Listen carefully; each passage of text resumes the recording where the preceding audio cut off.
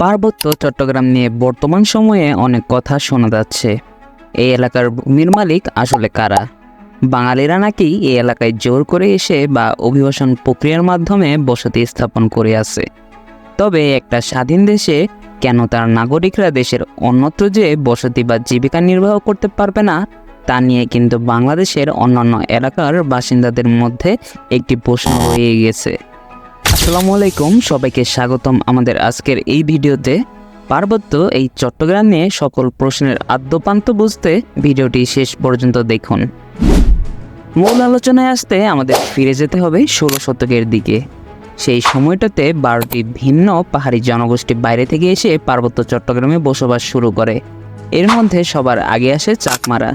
17 শতকে তারা সমতল পাহাড়, সমুদ্র সব জায়গায় তাদের বসতি স্থাপন করে, যার ফলে ওই সময়ে সেখানে থাকা বাঙালি জনগোষ্ঠীর সাথে বিরোধ দেখা দেয়।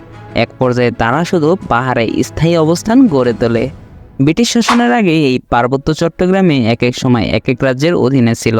প্রথমে আরাকান, তারপর ত্রিপুরা, পরে বাংলায় আসে। 18 শতকে বাংলায় মোগল শাসনে এই অঞ্চলে কর আরোপ করা হয়। তবে এই এলাকায় তখন মুদ্রার প্রচলন না থাকায় তাদের চাষাবাদ তুলা দিয়ে কর পরিশোধ করতে হতো। এই কর উত্তোলনে নিয়োজিত ব্যক্তিরা ছিলেন বাঙালি। 1789 সালে ব্রিটিশদের হাতে ক্ষমতা গেলে তারা মুদ্রা দিয়ে কর পরিশোধের বাধ্যবাধকতা করে, যার ফলে এই এলাকায় মুদ্রার কারবারি শুরু হতে থাকে এবং এই কারবারিরা ছিলেন বাঙালি। মূলত তখন থেকে এখানে বাঙালির প্রবেশ শুরু করে।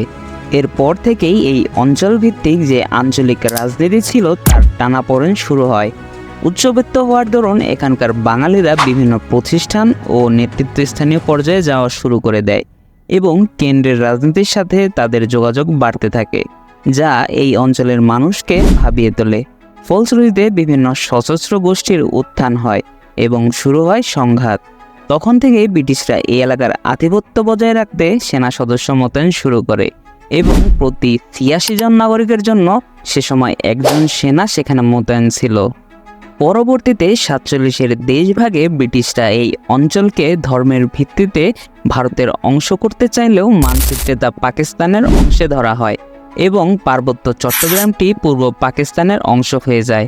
পরবর্তীতে নাগা ও মিজো নামে সশস্ত্র গোষ্ঠী, যারা সে সময় এই অঞ্চলে বাস করত, তাদের বিরুদ্ধে তৎকালীন ভারতের প্রধানমন্ত্রী জওহরলাল নেহেরু পাকিস্তানের আইএসআই এর সাথে মদত করে ভারতের বিরুদ্ধে যুদ্ধ করতে চায় বলে অভিযোগ করেন, যার সূত্র ছিল ইন্ডিয়ার রয়ের থ্রুতে।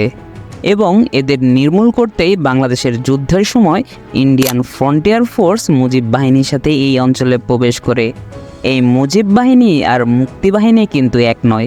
মূলত মুক্তিবাহিনী গঠিত হয়েছিল পুলিশ ইপিআর দিয়ে, তবে মুজিব বাহিনী মূলত আওয়ামী লীগ, যুবলীগ আর ছাত্রলীগের সমন্বয় ছিল। যুদ্ধের ঠিক শেষ দিকে 5 ডিসেম্বর 1971 মুজিব বাহিনী ত্রিপুরা থেকে পার্বত্য চট্টগ্রামের পানছড়িতে অবস্থান নেয়। তাদের অভ্যর্থনা জানাতে কয়েকজন চাকমা একটি খাসি নিয়ে তাদের সাথে দেখা করতে আসলে খাসি রেখে দিয়ে সবাইকে হত্যা করে মুজিব বাহিনী। সেদিন প্রায় 176টা বাড়ি পুড়িয়ে দেওয়া হয় এবং 32 জন পাহাড়িকে হত্যা করে পুনরায় গণহত্যার সূচনা করে মুজিব বাহিনী।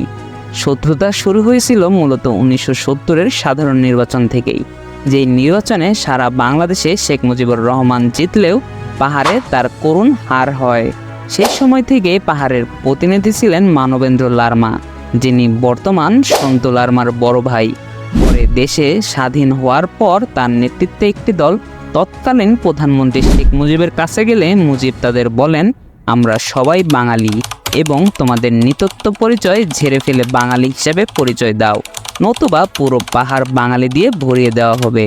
সেই বছরই মানবেন্দ্র লারমা গণপরিষদের অধিবেশনে নিজেদের স্বায়ত্তশাসন জাতি হিসেবে উত্থাপন করেন এবং এই অঞ্চলে স্থানীয় জনগোষ্ঠী সরকার প্রতিষ্ঠারও দাবি জানান, যা ওই বছর 31 অক্টোবর খারিজ করে দিয়ে সংবিধানের নতুন অনুচ্ছেদ যুক্ত করে লেখা হয়, একমাত্র বাঙালি হবে সকলের জাতিগত পরিচয়, যার বিরুদ্ধেও তখনও পুনরায় কথা বলেন পাহাড়িরা। পাহাড়ি এই জনগোষ্ঠী কখনোই তাদের বাঙালি হিসাবে পরিচয় দিতে চাননি। তারা সবসময় আলাদা গোষ্ঠী হিসেবে নিজেদের পরিচয় দিয়েছে এবং তাদের জন্য আলাদা রাষ্ট্রের দাবিও জানিয়ে আসছিল তারা। তবে সংবিধান অনুযায়ী এদেশে একাধিক জাতিসত্তার পরিচয় ছিল অবৈধ, যা দেশদ্রোহিতার শামিল বলে বিবেচিত। পরবর্তীতে বাংলাদেশ সরকার পাহাড়ি জনগোষ্ঠীর ক্ষোভ পর্যবেক্ষণ করেন এবং 1974 সালে খাগড়াছড়ির দীঘিনালা, রুমা, আলীকদমে 3টি এবং বান্দরবানের সোয়ালেকে একটি সেনানিবাস নির্মাণের উদ্যোগ নেন। এ সময় পাহাড় কেটে এই সেনানিবাসগুলো তৈরি করা হয়েছিল এবং এখান থেকে চট্টগ্রাম সেনানিবাসের দূরত্ব ছিল মাত্র 48 কিলোমিটার, যা মানবেন্দ্র লারমার মধ্যে ক্ষোভকে আরও বাড়িয়ে দেয় এবং তাদের স্থানীয় রাজনৈতিক দল জনসংহতি সমিতির সশস্ত্র সংগঠন পিপলস লিবারেশন আর্মি বা পিএলএকে সেনাবাহিনীর বিরুদ্ধে লাগিয়ে দেওয়া হয়। তখন থেকেই সেনাবাহিনী এবং পাহাড়ের সশস্ত্র গোষ্ঠী বা শান্তিবাহিনী নামে পরিচিত সংগঠনগুলোর মধ্যে বিবাদ তৈরি হয়।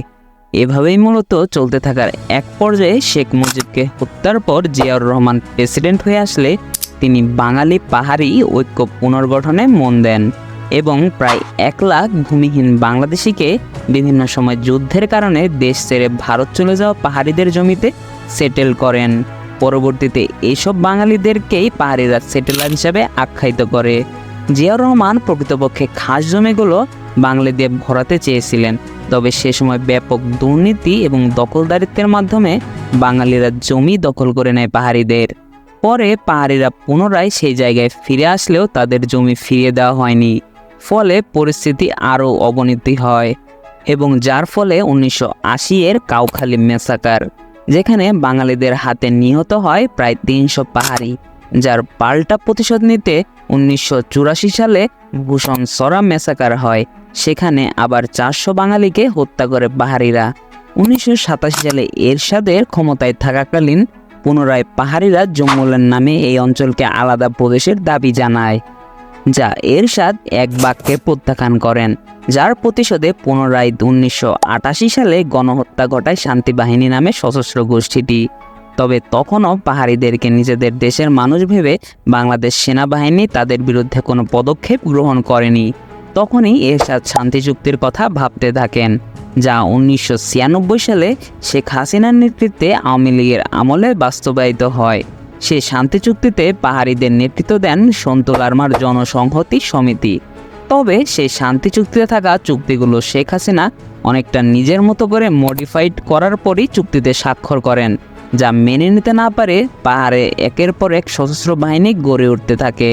তবে অভিযোগের তীর রয়েছে নিরাপত্তা বাহিনীর দিকে।